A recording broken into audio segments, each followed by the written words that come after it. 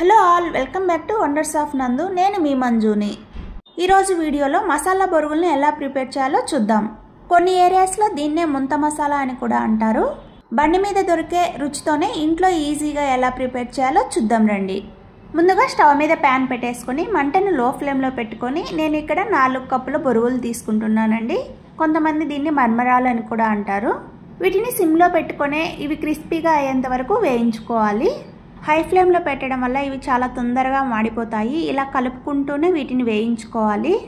మీరు ఇదే విధంగా అటుకులతో కూడా చేసుకోవచ్చండి. అటుకులు తీసుకున్నప్పుడు మీరు అటుకులను డీప్ ఫ్రై చేసుకోండి. చూడండి, 5 to 6 మినిట్స్కే బొరుగులు ఇలా క్రిస్పీగా తయారయ్యాయి.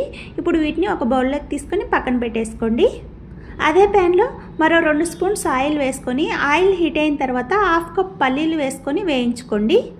పల్లీలు వేయించేటప్పుడు మంటను మీడియం ఫ్లేమ్లో పెట్టుకొని పప్పు లోపల వరకు వేగేంత వరకు వేయించుకొని వీటిని కూడా బొరుగుల్లో వేసి కలుపుకోవాలి. అలాగే మీరు కనుక ఫస్ట్ టైం మన వీడియో చూస్తున్నట్లయితే లైక్ చేసి సబ్స్క్రైబ్ చేసుకోండి ఫ్రెండ్స్. చూడండి, పల్లీలు బాగా వేగాయి కదా. ఇప్పుడు బొరుగుల్లో వేసుకొని పక్కన పెట్టేసుకోండి. అదే ఆయిల్లో 1/2 కప్పు పప్పులు వేసుకోండి. పప్పులు చాలా తొందరగా మాడిపోతాయండి. 2 మినిట్స్ వేయించుకొని దీన్ని కూడా 1 కప్లో తీసుకొని పక్కన పెట్టేసుకోండి. పిల్లలు స్కూల్ నుండి ఇంటికి రాగానే ఇలా సింపుల్గా స్నాక్స్ చేసి పెట్టండి. ఇవి ఇష్టం లేని పిల్లలు అంటూ ఎవ్వరూ ఉండరండి. ఇవి క్రిస్పీగా అయ్యాక ఒక బౌల్లో తీసుకొని పక్కన పెట్టేసుకోండి.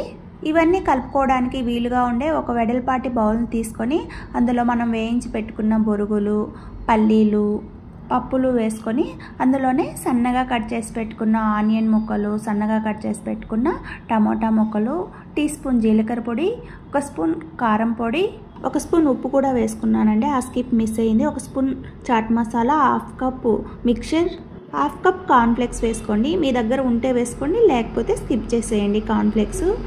1/2 లెమన్ నిమ్మరసం పిండుకొని వీటన్నిటిని చేత్తో బాగా మిక్స్ అయ్యేలా కలుపుకోవాలి. మా పిల్లలకైతే ఈ మసాలా బొరుగులు అయితే చాలా ఇష్టం అండి.